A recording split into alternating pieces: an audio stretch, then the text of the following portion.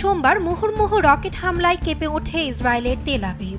একযোগে ৩ শতাধিক রকেট ছোড়ে হিজবুল্লাহ। অন্যদিকে লেবাননের রাজধানী বৈরুতেও এদিন হামলা চালায় ইসরায়েল হিজবুল্লাহর এ পাল্টাপাল্টি হামলার মধ্যেই যুদ্ধবিরতি চুক্তিতে সম্মত হয়েছে নেতানিয়াহু।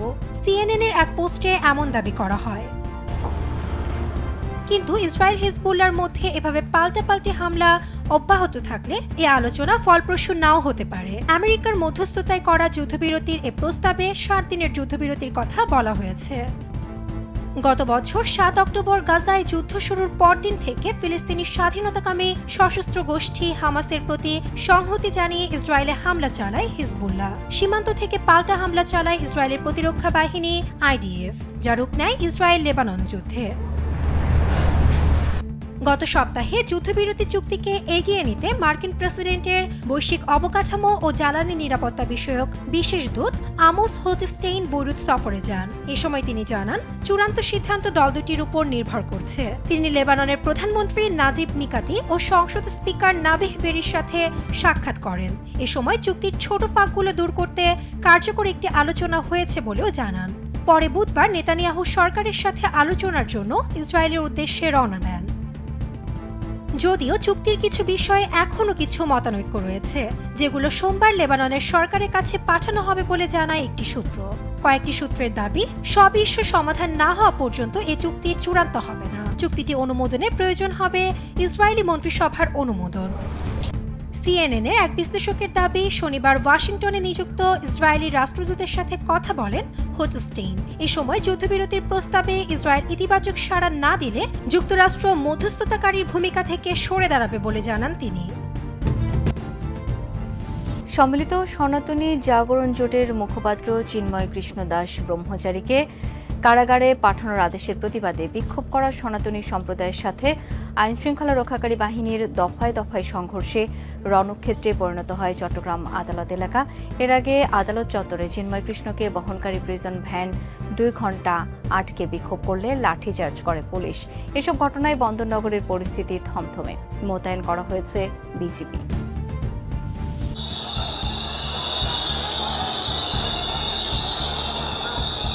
চিন্ময় কৃষ্ণ দাসকে কারাগারে পাঠানোর আদেশের পর প্রিজন ভ্যান আটকে বিক্ষোভরত সনাতন ধর্মাবলম্বীদের সাথে আইন শৃঙ্খলা রক্ষাকারী বাহিনীর সংঘর্ষে এভাবেই রণক্ষেত্রে পরিণত হয় চট্টগ্রাম আদালত চত্বর।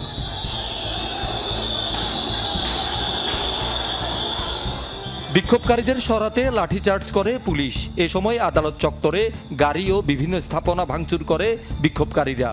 সংঘর্ষ ছড়িয়ে পড়ে কোতোয়ালি মোড়, লালদিঘি, টেরিবাজার পর্যন্ত। বন্ধ হয়ে যায় যান চলাচল, দোকানপাট।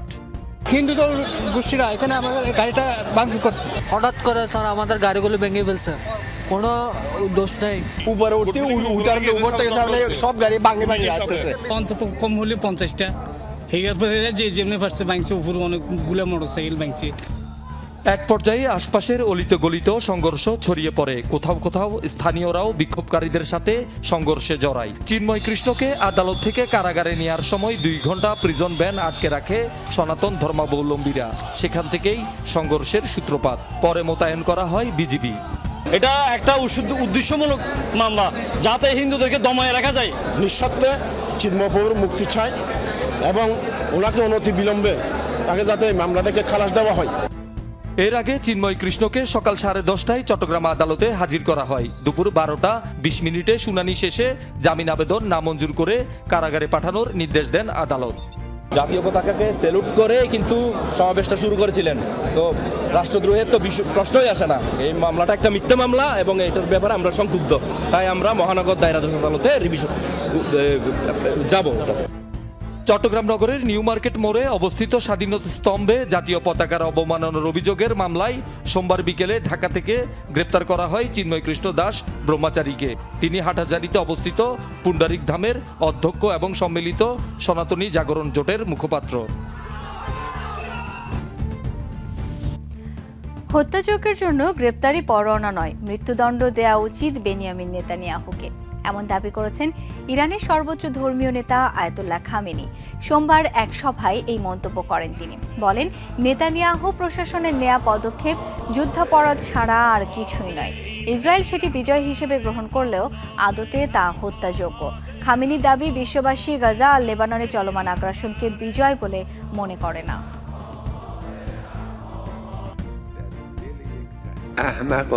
ইসরায়েলি নেতারা যে পদক্ষেপ নিচ্ছে তা যুদ্ধাপরাধের শামিল। নেতানিয়াহুর বিরুদ্ধে শুধু গ্রেফতারি পরোয়ানা জারি যথেষ্ট নয়, তার মৃত্যুদণ্ডের পরোয়ানাও জারি করতে হবে। মানুষের বাড়িতে বোমা হামলা কোনো বিজয় নয়, বিশ্বের কেউই এটাকে বিজয় বলে মনে করে না। লেবাননের সংঘাত বন্ধে নেতানিয়াহু সম্মতি দিলেও যুদ্ধবিরতি কার্যকরে এখনো কাটেনি অনিশ্চয়তা। সর্বোচ্চ প্রচেষ্টার আশ্বাস যুক্তরাষ্ট্রের। রাশিয়ার শ্যাডো ফ্লিটের উপর সবচেয়ে বড় নিষেধাজ্ঞা জারি করতে যাচ্ছে যুক্তরাজ্য। সোমবার এই তথ্য নিশ্চিত করেছেন ব্রিটিশ পররাষ্ট্রমন্ত্রী ডেভিড ল্যামি। জানান, শ্যাডো ফ্লিটের প্রায় 30টি জাহাজের উপর দেয়া হচ্ছে এসব নিষেধাজ্ঞা। যুক্তরাজ্যের দাবি, জাহাজগুলো শত কোটি পাউন্ড তেল পরিবহন করেছে গেল বছর, কিন্তু তেল বহনে ইউরোপীয় ও যুক্তরাজ্যের বেঁধে দেয়া নিয়মকানুন পালনে বেশ অনীহা রয়েছে সেগুলোর, আর সে কারণেই দেয়া হচ্ছে বড় এই নিষেধাজ্ঞা। এ সময় ইউক্রেন যুদ্ধ ইস্যুতে রুশ প্রেসিডেন্ট ভ্লাদিমির পুতিনের উপর ক্ষোভও ঝাড়েন ল্যামি। G7 ভুক্ত দেশগুলোকে আহ্বান জানান ইউক্রেনের পাশে দাঁড়ানো। রাশিয়া ইউক্রেন যুদ্ধ ছড়িয়ে পড়ার আতঙ্কে ইউরোপের প্রভাবশালী দেশগুলো নিজেদের রক্ষায় কিয়েভকে আরও সামরিক সহায়তা দেওয়ার তোড়জোড়। লেবাননে যুদ্ধবিরতি নিয়ে ইসরায়েল আসার কথা শোনালেও কাটেনি অনিশ্চয়তা। গাজা উপত্যকা নিয়েও মধ্যস্থতাকারীরা বহুবার শুনিয়েছেন আশার বাণী, কিন্তু ফলাফল শূন্য। এই অবস্থায় লেবাননে যুদ্ধবিরতি কিভাবে কার্যকর হবে সেটি চূড়ান্ত হয়নি দাবি যুক্তরাষ্ট্রের। সংগঠনকে দুর্বল করার শর্ত হিজবুল্লাহ মানবে কিনা তা নিয়েও রয়েছে প্রশ্ন। ইসরায়েলি আগ্রাসনে লেবাননে ধসে পড়ছে একের পর এক বহুতল ভবন। বর্বরতায় প্রাণ হারাচ্ছেন বহু বেসামরিক। ইসরায়েলি ভূখণ্ড লক্ষ্য করে পাল্টা হামলা জোরদার করেছে হিজবুল্লাহও। রণক্ষেত্র যখন উত্তপ্ত, তখনই যুদ্ধবিরতি ইস্যুতে আশার বাণী শোনালো ইসরায়েল। শর্ত সাপেক্ষে লেবাননে হামলা বন্ধে রাজি নেতানিয়াহু। উঠছে এমন গুঞ্জনও। কি সেই শর্ত সেটি প্রকাশ করা হয়নি। ইসরায়েলের পররাষ্ট্রমন্ত্রীর দাবি, হিজবুল্লাহ যাতে আর শক্তি সঞ্চয় করতে না পারে সেটাকে দেয়া হচ্ছে সর্বোচ্চ গুরুত্ব। এই লেবানন কিভাবে বাস্তবায়িত হবে তার উপর নির্ভর করবে লেবাননের সাথে যে কোনো চুক্তি। আমরা দুটি বিষয়ের উপর জোর দিচ্ছি। একটি, হিজবুল্লাহ যাতে আর দক্ষিণে অগ্রসর হতে না পারে। অপরটি হলো সশস্ত্র সংগঠনটি যেন লেবাননে শক্তি পুনর্গঠন করতে না পারে। হিজবুল্লাহ সামরিক অবস্থানকে দুর্বল করে দেয় এমন কোন শর্ত গোষ্ঠীটি মানবে কিনা তা নিয়ে তৈরি হয়েছে ধোঁয়াশা। অবশ্য গাজায় আগ্রাসন বন্ধ নিয়েও বহুবার শোনা গেছে আশার কথা। তবে বাস্তবে যুদ্ধবিরতি তো দূরের কথা, কমেনি বিন্দুমাত্র বর্বরতা। এই পরিস্থিতিতে লেবাননে যুদ্ধবিরতি নিয়েও কাটেনি অনিশ্চয়তা। একটি চুক্তির পথে উল্লেখযোগ্য অগ্রগতি হয়েছে। গত সপ্তাহেও আমরা যে অবস্থানে ছিলাম এখন তার তুলনায় অনেক ভালো অবস্থানে রয়েছি।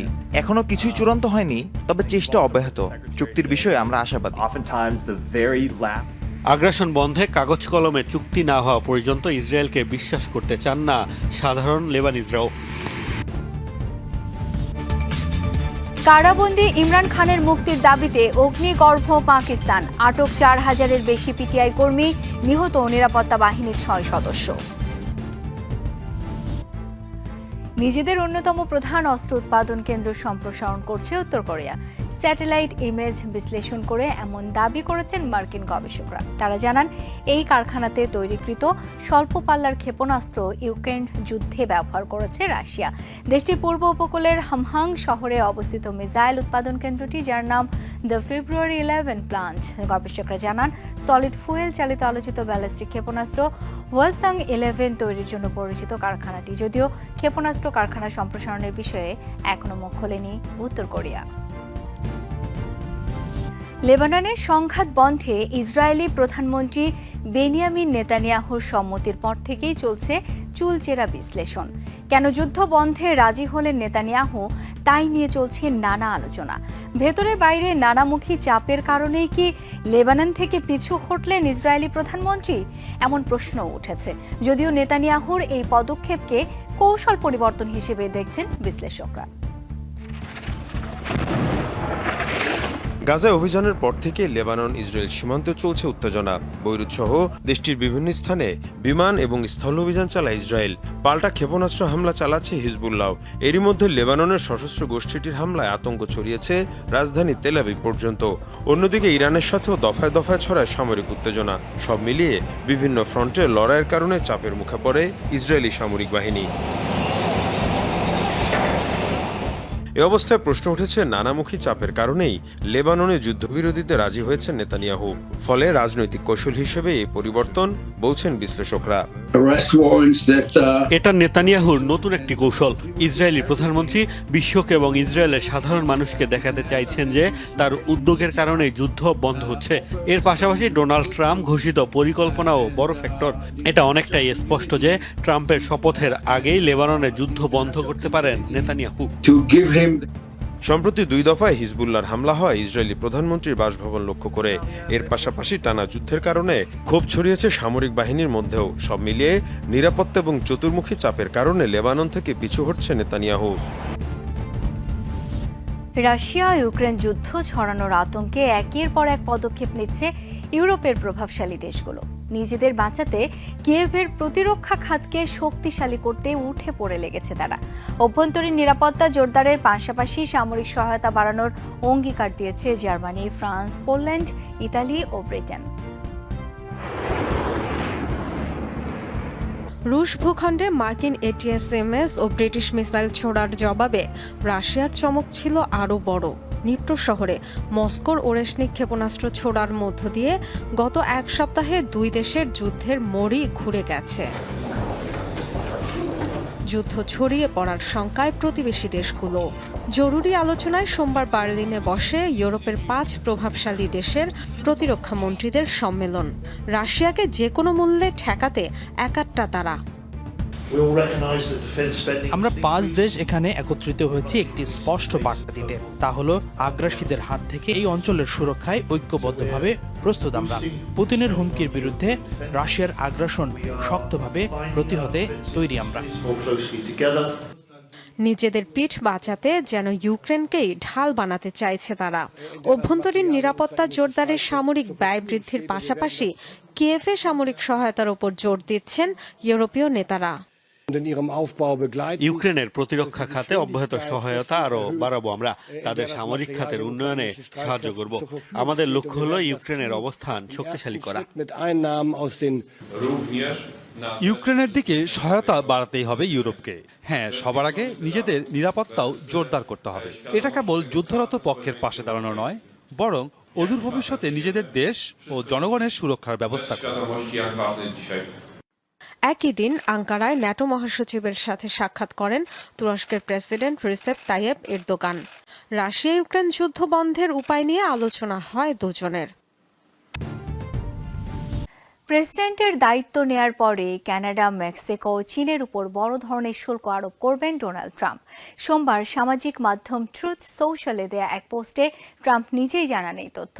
বলেন, প্রেসিডেন্ট হিসেবে দায়িত্ব নেয়ার পর প্রথম পদক্ষেপ হিসেবেই এই 3 দেশের উপর শুল্ক আরোপের কাগজপত্রে সই করবেন তিনি। ট্রাম্প জানান, মেক্সিকো ও কানাডার উপর 25% শুল্ক আরোপ করবেন তিনি।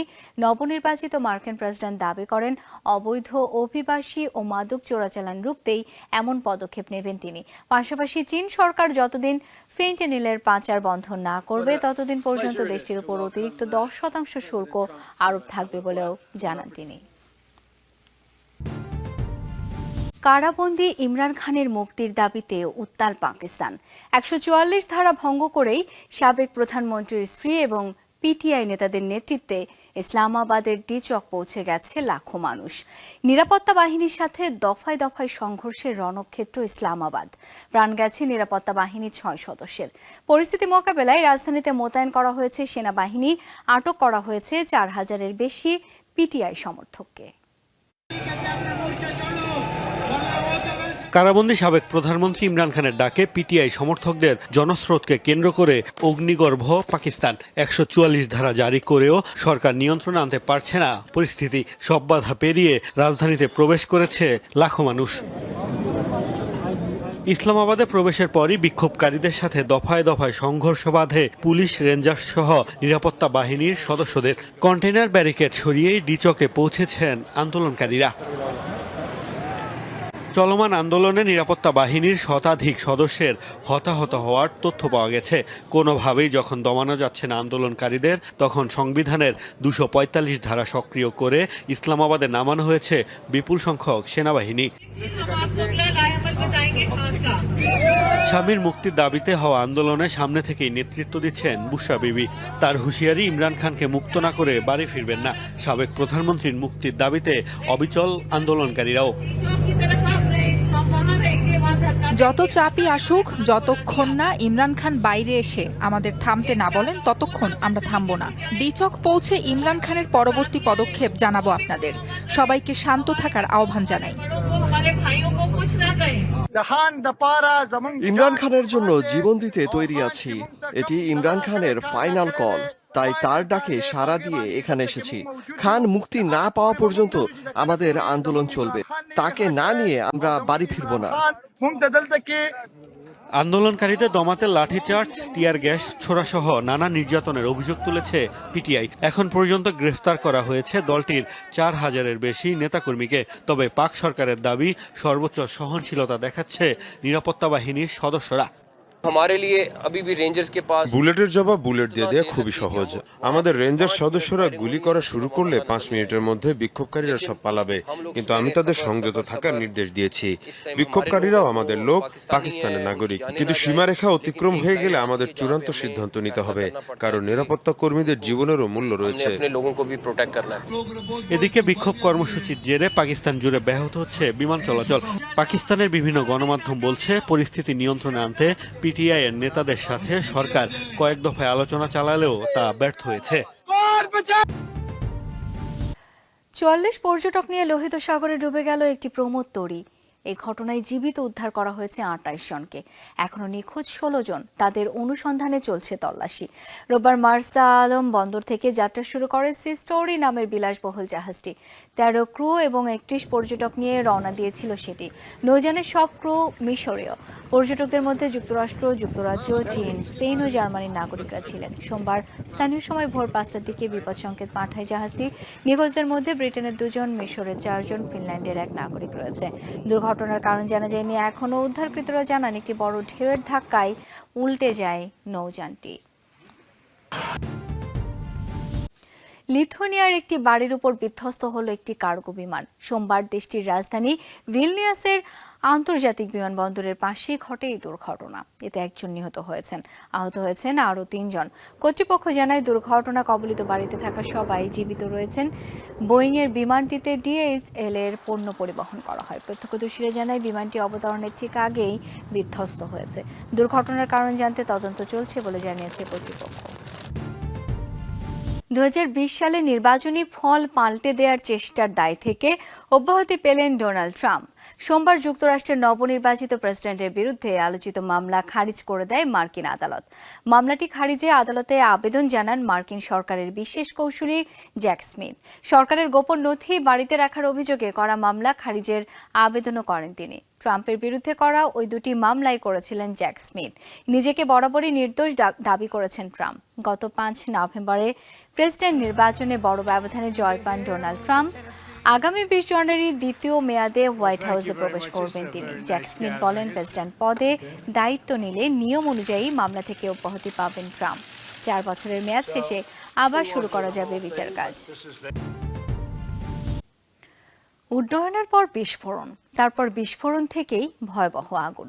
মঙ্গলবার জাপানের নতুন এক প্রতিষ্ঠানের নির্মিত রকেটের পরীক্ষামূলক উড্ডয়নে এই দুর্ঘটনা ঘটে। তবে এতে হতাহত হয়নি কেউ। জাপানের সংরক্ষিত এলাকা তানেগাশিমা স্পেস সেন্টারে করা হয় পরীক্ষা। এর আগে গেল বছরও পরীক্ষামূলক উড্ডয়নে ব্যর্থ হয়েছে এপসলাইন এস মডেলের রকেটটি। 1 বছর ধরে ত্রুটিমুক্ত করতে কাজ করার পর দ্বিতীয়বারও ব্যর্থ হওয়ার প্রশ্ন উঠেছে রকেটের উন্নয়ন নিয়ে।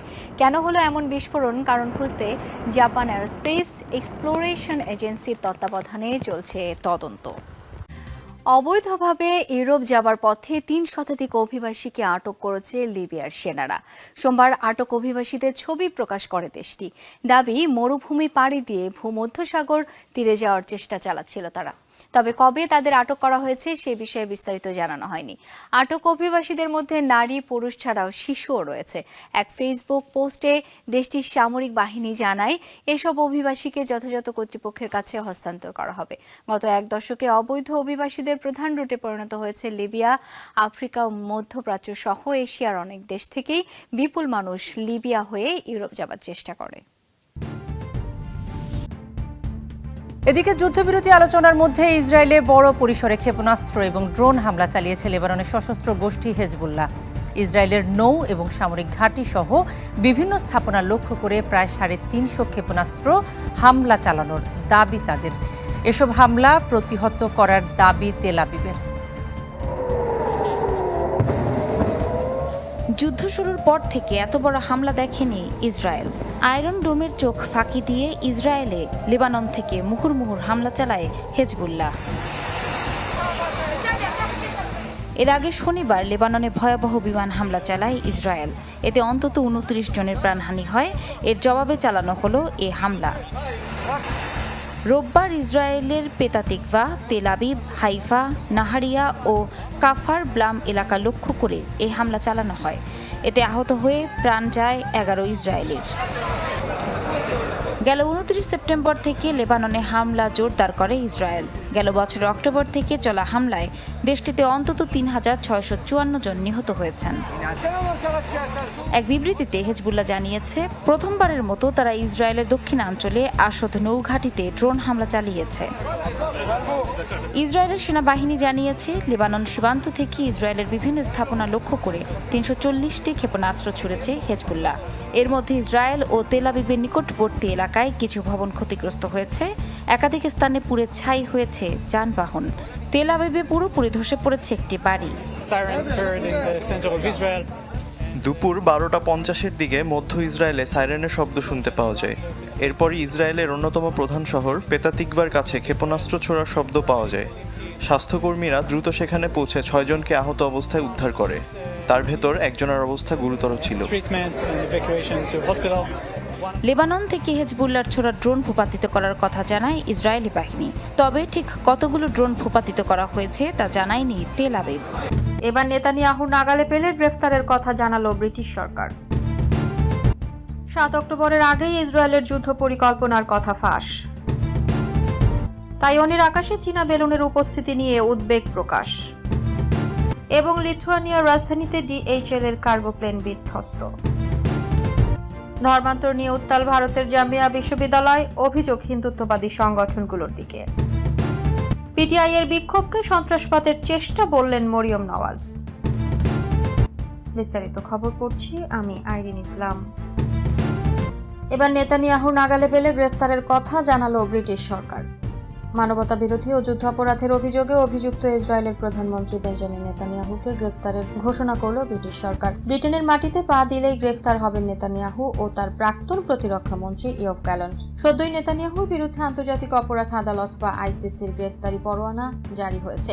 এর আগেই অর্থপূর্ণ ইঙ্গিত দিয়েছিল ডাউনিং স্ট্রিট বা ব্রিটিশ প্রশাসনিক কার্যালয়। ডাউনিং স্ট্রিটের তরফে জানানো হয়েছিল ব্রিটেনে ঢুকলে গ্রেফতার হতে পারেন নেতানিয়াহু। তবে এবার তাতে অফিসিয়ালি সিল মোহর দিল ব্রিটেন। ICCর মোট সদস্য রাষ্ট্র হলো 124টি দেশ। ব্রিটেন এর অন্যতম সদস্যর মধ্যে রয়েছে। ব্রিটিশ সরকার জানিয়েছে, ওয়ান্টেড ম্যান নেতানিয়াহু যদি ব্রিটেনে আসে তাহলে তাকে গ্রেফতার করা হবে। এ নিয়ে ব্রিটিশ প্রধানমন্ত্রী কিয়ার স্টারমারের মুখপাত্র কড়া ভাষায় জানিয়েছেন, আমি নির্দিষ্ট কোনো মামলা নিয়ে কথা বলবো না। ব্রিটেনের অভ্যন্তরীণ ও আন্তর্জাতিক আইন মেনে চলার বাধ্যবাধকতা রয়েছে, তাই সবসময় মেনে চলবো, কারোর জন্য ছাড় হবে না। এদিকে নেতানিয়াহু ও গ্যালান্টের বিরুদ্ধে জারি করা পরোয়ানা নিয়ে ICC জানিয়েছে, নিরাপত্তার নামে ব্যবহার করে যুদ্ধ অপরাধ ও মানবতা বিরোধী অপরাধ সংগঠন করেছে। নেতানিয়াহু ও গ্যালান্টের জন্য এই দুইজনকে দায়ী করার যৌক্তিক ভিত্তি রয়েছে আদালতের। অন্যদিকে ICCর রায়কে ভিত্তিহীন বলে উড়িয়ে দিয়েছে ইসরায়েলের প্রধানমন্ত্রী নেতানিয়াহু। এই নিয়ে তার কোনো মাথা ব্যথা নেই তা বুঝিয়ে দিয়েছেন নেতানিয়াহুর প্রশাসন। গ্রেফতারি পরোয়ানা জারি করার পরেও নেতানিয়াহু নির্দেশে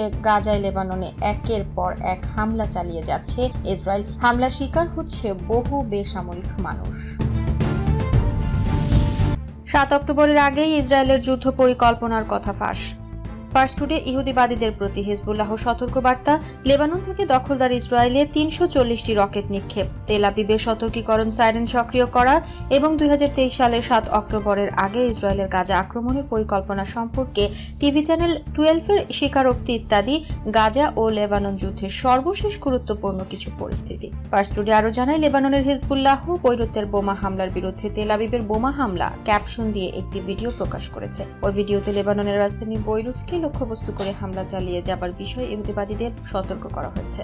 এই বার্তাটি প্রকাশের সাথে সাথে লেবাননের ইসলামী প্রতিরোধ নিজস্ব অস্ত্র দিয়ে বেশ কয়েক দফা তেল আবিবকে লক্ষ্যবস্তু করেছে। লেবানন থেকে ইসরায়েলে ৩৪০টি রকেট নিক্ষেপ করা হয়েছে। ইহুদিবাদী সেনা রেডিও ঘোষণা করেছে, রবিবার থেকে দখলদার ইসরায়েল অভিমুখে ৩৪০টি রকেট নিক্ষেপ করা হয়েছে। দখলকৃত ইসরায়েল ভূখণ্ডে ৫০০ বারের বেশি সতর্কতামূলক সাইরেন বাজানো হয়েছে। ইহুদিবাদী সূত্রগুলো জানিয়েছে, এ পর্যন্ত লেবাননের ইসলামী প্রতিরোধের রকেট হামলার আশঙ্কায় প্রায় ৪০ লক্ষ বসতি স্থাপনাকারী ইসরায়েলের বিভিন্ন অঞ্চল থেকে লুকিয়ে আশ্রয় কেন্দ্রে চলে গেছে। ফিলিস্তিনি উদ্বাস্তুদের তাঁবুতে প্রবেশ করছে সাগরের পানি। এদিকে গাজা উপত্যকায় প্রবল বর্ষণের ঘটনায় সাগরের পানি ঢুকে পড়েছে ফিলিস্তিনি শরণার্থীদের তাঁবুতে। উপকূলের কিছু অংশে সাগরের পানি প্রবেশ করায় দক্ষিণের দেইর আল বালা এবং খান ইউনুসের উপকূলীয় বহু তাঁবু ডুবে গেছে। গাজা শহরের ইয়ারমুক স্টেডিয়ামে বসবাসকারী উদ্বাস্তুদের অন্যান্য শরণার্থীদের তুলনায় ভালো অবস্থায় নেই। বৃষ্টি ও ঝড় তাদের তাঁবুগুলোকেও ধ্বংস করেছে। তেল আবিবের সতর্কতা সাইরেন সক্রিয় করা হয়েছে। মেহের বার্তা সংস্থা তেল আবিবে বিস্ফোরণের শব্দ শোনা গেছে এবং সেই শহরে সতর্কতামূলক সাইরেনের আওয়াজ শোনা গেছে। ইহুদিবাদী সংবাদ মাধ্যমগুলো ইসরায়েলের প্রাণ কেন্দ্রে বেশ কয়েকটি ক্ষেপণাস্ত্র আঘাত এনেছে বলে খবর দিয়েছে। ইহুদিবাদী মিডিয়া, ইসরায়েল ৭ অক্টোবরের আগে গাজায় হামলার পরিকল্পনা করেছিল। ইহুদিবাদী টিভি চ্যানেল 12 একটি প্রতিবেদনে ফাঁস করে দিয়েছে যে ৭ অক্টোবর ২০২৩ এর আগে গাজা উপত্যকায় ব্যাপক হামলার পরিকল্পনা ইসরায়েলের ছিল। এই প্রতিবেদনে চ্যানেলটি আরও জানিয়েছে, ৭ অক্টোবর ২০২৩-এ আল আকসা ঝড় অভিযান শুরু করার আগে ইসরায়েলি সরকার গাজা উপত্যকায় ব্যাপক হামলার পরিকল্পনা করেছিল এবং ইয়াহিয়া সিনওয়ার সহ হামাসের পদস্থ সকল নেতাকে হত্যা করার পরিকল্পনা করেছিল। ইহুদিবাদী চ্যানেল 12-এর প্রতিবেদন প্রমাণ করছে, হামাস আন্দোলন আল আকসা অভিযানের মধ্য দিয়ে ওই সরকারের সমস্ত পরিকল্পনা নস্যাৎ করে দিয়েছে। লিথুয়ানিয়ার রাজধানীতে DHL এর কার্গো প্লেন বিধ্বস্ত। লিথুয়ানিয়ার একটি কার্গো প্লেন বিধ্বস্ত হয়েছে। এতে একজন নিহত হয়েছেন, আহত হয়েছেন আরো 2 জন। দেশটির ভিলনিয়াস বিমানবন্দরের কাছে অবস্থিত একটি বাড়িতে DHL এর ওই কার্গো প্লেনটি বিধ্বস্ত হয়। সোমবার 25 নভেম্বর পৃথক প্রতিবেদনে এই তথ্য জানিয়েছে বার্তা সংস্থা রয়টার্স এবং সংবাদ মাধ্যম CNN বলছে, লিথুয়ানিয়ার ভিলনিয়াস বিমানবন্দরে উপকণ্ঠে সোমবার ভোরে একটি কার্গো বিমান বিধ্বস্ত হয়েছে। অবতরণের সময় বিমানটি একটি বাড়িতে আঘাত হানলে এটি আগুনে বিধ্বস্ত হয় এবং এতে একজন ক্রু সদস্য নিহত হন। তবে পাইলট সহ ফ্লাইটে থাকা আরো 3 জন এই দুর্ঘটনায় বেঁচে গেছেন এবং এর পাশাপাশি বাড়ির 12 সদস্যকে নিরাপদ স্থানে সরিয়ে নেওয়া হয়েছে বলে স্থানীয় কর্তৃপক্ষ জানিয়েছে। জার্মানির লেইপজিগ থেকে উড্ডয়ন করা এই কার্গো বিমানটি ভিলনিয়াস বিমানবন্দরে অবতরণের সময় রানওয়ে থেকে কয়েক কিলোমিটার দূরে বিধ্বস্ত হয়। ফায়ার অ্যান্ড রেস্কিউ ডিপার্টমেন্টের প্রধান রেনাটা সাপোজেলা সাংবাদিকদের বলেন, একটি আবাসিক বাড়িতে আঘাত করার আগে বিমানটি কয়েকশো মিটার মাটিতে পিছলে গিয়েছিল। পাবলিক ব্রডকাস্টার LRT অনুসারে দেশের জাতীয় সংকট ব্যবস্থাপনা কেন্দ্রের প্রধান ভিলমান্তাস ভিটকাউস্কাস বলেছেন, বেঁচে থাকার কোনো লক্ষণ ছাড়াই একজন ক্রু সদস্যকে পাওয়া গেছে। পরে এক সংবাদ সম্মেলনে তিনি আরো বলেন, দুর্ঘটনার কারণ এবং পরিস্থিতি ও কারণগুলো তদন্ত করা হচ্ছে। এদিকে দুর্ঘটনার পর কমপক্ষে 2 জন ক্রু সদস্যকে হাসপাতালে নিয়ে যাওয়া হয়েছে এবং আরোহী 4 জনেরই খোঁজ পাওয়া গেছে বলে কর্তৃপক্ষ জানিয়েছে। এছাড়া মাটিতে কোনো হতাহতের খবর পাওয়া যায়নি। স্থানীয় সময় ভোর 5:30টায় রাজধানীর দক্ষিণে র্জিনিউ স্ট্রিটের কাছে ঘটনাটি ঘটেছে বলে বিমানবন্দরের একজন মুখপাত্র সোমবার CNN-কে নিশ্চিত করেছেন। বিমানবন্দরের মুখপাত্র বলেছেন, শহরের বিশেষ পরিষেবাগুলো ঘটনাস্থলে কাজ করছে এবং উদ্ধার প্রচেষ্টার পাশাপাশি ভিলনিয়াস বিমানবন্দর ফায়ার সার্ভিসের ক্রুদের নেতৃত্ব দিচ্ছে তারা। মুখপাত্র আরো বলেছেন, ভিলনিয়াস বিমানবন্দরের কাছে চলমান উদ্ধার কাজের কারণে বেশ কয়েকটি বিমানের প্রস্থান বিলম্বিত হয়েছে, তবে সমস্ত নির্ধারিত ফ্লাইটই টেক অফ করছে। তাইওয়ানের আকাশে চীনা বেলুনের উপস্থিতি নিয়ে উদ্বেগ প্রকাশ। তাইওয়ানের প্রতিরক্ষা মন্ত্রণালয় চীনের বেলুনের উপস্থিতি শনাক্ত করার কথা জানিয়েছে। চলতি বছর এপ্রিলের পর বেলুনটি আবারও দেখা গেছে, যা তাইওয়ানের নিরাপত্তা পরিস্থিতি নিয়ে নতুন প্রশ্ন তুলেছে। রবিবার 24 নভেম্বর সন্ধ্যা 6:21 তাইওয়ানের উত্তর পশ্চিমে কিলং সিটির 111 কিলোমিটার দূরে এবং 33,000 ফুট উচ্চতায় চীনের একটি বেলুন শনাক্ত করা হয়। বেলুনটি তাইওয়ানের আকাশ প্রতিরক্ষা শনাক্তকরণ অঞ্চলে প্রবেশ করে এবং রাত 8:15 অদৃশ্য হয়ে যায়। তাইওয়ানের ঘটনাকে গ্রে জোন হয়রানি হিসেবে উল্লেখ করেছে, যা যুদ্ধের সরাসরি পদক্ষেপ নয় কিন্তু চাপ প্রয়োগের কৌশল। প্রতিদিন তাইওয়ানের মন্ত্রণালয় চীনের সামরিক উপস্থিতি সম্পর্কে তথ্য প্রকাশ করে। রবিবার রাত থেকে সোমবার সকাল পর্যন্ত চীনের 12টি সামরিক বিমান এবং 7টি যুদ্ধজাহাজ তাইওয়ানের চারপাশে প্রদক্ষিণ করেছে। চীন নিয়মিতভাবে তাইওয়ানের চারপাশে যুদ্ধবিমান, ড্রোন, জাহাজ এবং মাঝে মাঝে বেলুন পাঠিয়ে সামরিক চাপ বাড়িয়ে তোলে। জানুয়ারিতে আসন্ন প্রেসিডেন্ট নির্বাচনের আগে তাইপে চীনা বেলুন কার্যক্রমের অভূতপূর্ব মাত্রায় বৃদ্ধি নিয়ে উদ্বেগ জানিয়েছে। চীনের প্রতিরক্ষা মন্ত্রণালয় এ বিষয়ে কোনো মন্তব্য করেনি। চীন পূর্বে দাবি করে বলেছিল বেলুনগুলো আবহাওয়া পর্যবেক্ষণের জন্য ব্যবহৃত হয়। চীনের বেলুন কার্যক্রম আন্তর্জাতিক ইস্যু হয়ে ওঠে গত বছর। চীনের প্রতিরক্ষা মন্ত্রণালয় এ বিষয়ে কোনো মন্তব্য করেনি। চীন পূর্বে দাবি করে বলেছিল বেলুনগুলো আবহাওয়া পর্যবেক্ষণের জন্য ব্যবহৃত হয়। চীনের বেলুন কার্যক্রম আন্তর্জাতিক ইস্যু হয়ে ওঠে গত বছর, যখন যুক্তরাষ্ট্র একটি চীনা নজরদারি বেলুন গুলি করে ভূপাতিত করে। এদিকে জাপানের কিয়োটো সংবাদ সংস্থা জানিয়েছে তাইওয়ানের জন্য সম্ভাব্য জরুরি পরিস্থিতিতে মার্কিন সেনা মোতায়েনের পরিকল্পনা চলছে। ডিসেম্বর মাসে প্রথমবারের মতো একটি যৌথ অপারেশন পরিকল্পনা তৈরি করা হবে। জাপান এবং ফিলিপাইন যুক্তরাষ্ট্রের সাথে সামরিক সম্পর্ক গভীর করছে, যা চীনের ক্ষোভ বাড়িয়েছে। গত বছর ফিলিপাইন যুক্তরাষ্ট্রের সাথে একটি প্রতিরক্ষা চুক্তি স্বাক্ষর করে। একই সময় ফিলিপাইন এবং জাপান পারস্পরিক সৈন্য মোতায়েনের চুক্তি স্বাক্ষর করেছে। তাইওয়ানের চারপাশে চীনা বেলুন কার্যক্রম তাইপের জন্য একটি চলমান নিরাপত্তা চ্যালেঞ্জ হিসেবে দেখা দিয়েছে। তবে যুক্তরাষ্ট্র, জাপান এবং ফিলিপাইন তাদের সামরিক সহযোগিতা বাড়িয়ে এই অঞ্চলে চীনের প্রভাবের মোকাবিলা করতে একত্রিত হচ্ছে। ধর্মান্তর নিয়ে উত্তাল ভারতের জামিয়া বিশ্ববিদ্যালয়, অভিযোগ হিন্দুত্ববাদী সংগঠনগুলোর দিকে। ভারতের জামিয়া মিলিয়া ইসলামিয়া বা জেএমআই বিশ্ববিদ্যালয়ে অমুসলিম শিক্ষার্থীদের বিরুদ্ধে ধর্মান্তরকরণের অভিযোগ ঘিরে তীব্র বিতর্ক সৃষ্টি হয়েছে। তবে এই বিশ্ববিদ্যালয়ের ছাত্রছাত্রী ও শিক্ষকেরা অভিযোগ করেছেন হিন্দুত্ববাদী সংগঠনগুলো পরিকল্পিতভাবে বিশ্ববিদ্যালয়ের ভাবমূর্তি নষ্ট করতে চক্রান্ত করছে। সোমবার ভারতীয় সংবাদ মাধ্যম দ্য প্রিন্ট জানিয়েছে, গত 15 নভেম্বর দিল্লি ভিত্তিক এনজিও কল ফর জাস্টিস একটি প্রতিবেদন প্রকাশ করেছে। ওই প্রতিবেদনে জামিয়া অমুসলিমদের প্রতি বৈষম্য এবং ধর্মান্তরকরণের অভিযোগ আনা হয়। প্রতিবেদনটিতে প্রায় 60 জনের সাক্ষাৎকারের ভিত্তিতে 27টি ঘটনা নথিভুক্ত করা হয়েছিল। এসব ঘটনার মধ্যে অমুসলিম শিক্ষার্থীদের হোস্টেল থেকে বঞ্চিত করা, বৃত্তি প্রদান বিলম্ব করা এবং ধর্মান্তরের জন্য চাপ দেওয়ার মতো কিছু বিষয় অন্তর্ভুক্ত ছিল। প্রতিবেদনটিতে মাস্টার্সে পড়ুয়া এক নারী শিক্ষার্থী অভিযোগ করেছেন, বিশ্ববিদ্যালয়ে তাকে হিজাব পরার জন্য চাপ দেওয়া হয়েছে, তার ধর্ম নিয়েও কটাক্ষ করা হয়েছে। তিনি বলেন, আমি আমার ধর্মীয় প্রতীক সরিয়ে নিতে বাধ্য হয়েছিলাম। তিনি আরো অভিযোগ করেছেন, তার নম্বর ছড়িয়ে দেওয়ার হুমকি দেওয়া হয়েছে এবং অ্যাসিড হামলার ভয়ও দেখানো হয়েছে। প্রতিবেদনটির বিষয়ে জামিয়ার পিএইচডি শিক্ষার্থী মোহাম্মদ আলফাস আজমি বলেছেন, এটি হিন্দুত্ববাদী সংগঠনগুলোর হস্তক্ষেপের ফল। এর মাধ্যমে বিশ্ববিদ্যালয়ের সুনাম ক্ষুণ্ণ করার চেষ্টা হচ্ছে। বিশ্ববিদ্যালয়ের অন্যান্য মুসলিম শিক্ষার্থী দাবি করেছেন, প্রশাসনের সংঘ পরিবার ঘনিষ্ঠ ব্যক্তিদের নিয়োগ দেওয়া হচ্ছে। এ কারণে আরএসএস এর ছাত্র সংগঠন এবিভিপি এবং হিন্দুত্ববাদী সংগঠন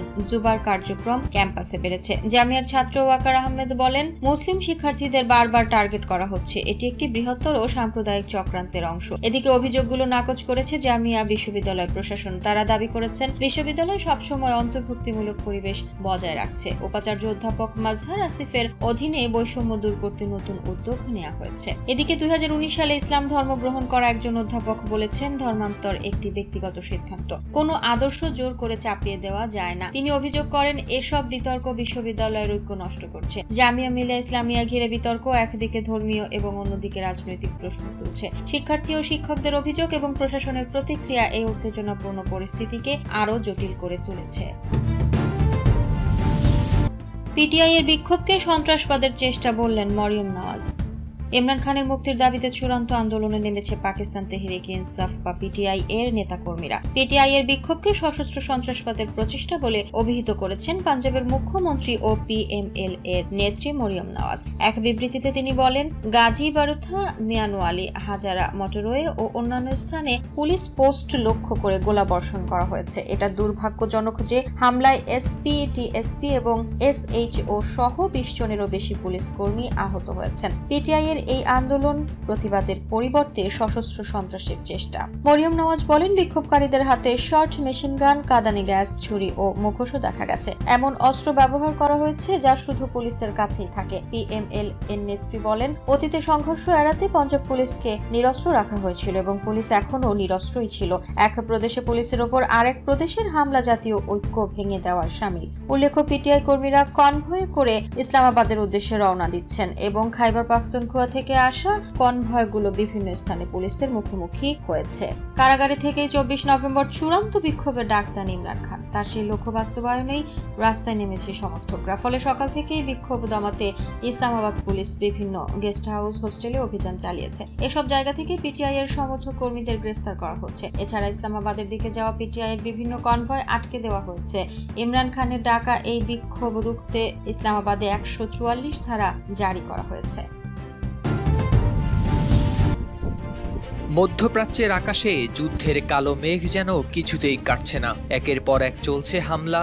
তারই পরিপ্রেক্ষিতে একদিনে 340টিরও বেশি ক্ষেপণাস্ত্র এবং ড্রোন হামলা চালিয়েছে লেবাননের শক্তিশালী সশস্ত্র গোষ্ঠী হিজবুল্লাহ।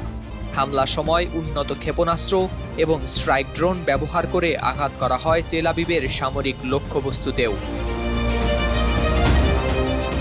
সংবাদ মাধ্যম আল জাজিরার প্রতিবেদনে জানা যায়, এই হামলায় আহত হয়েছেন 11 জন।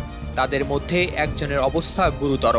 ইসরায়েল লেবানন সীমান্তে এমন ভয়াবহ হামলা ইতিপূর্বে খুব কমই দেখা গেছে। শুধু তাই নয়, তারা প্রথমবারের মতো দক্ষিণ ইসরায়েলের আশদোদ নৌঘাঁটিতেও চালিয়েছে হামলা।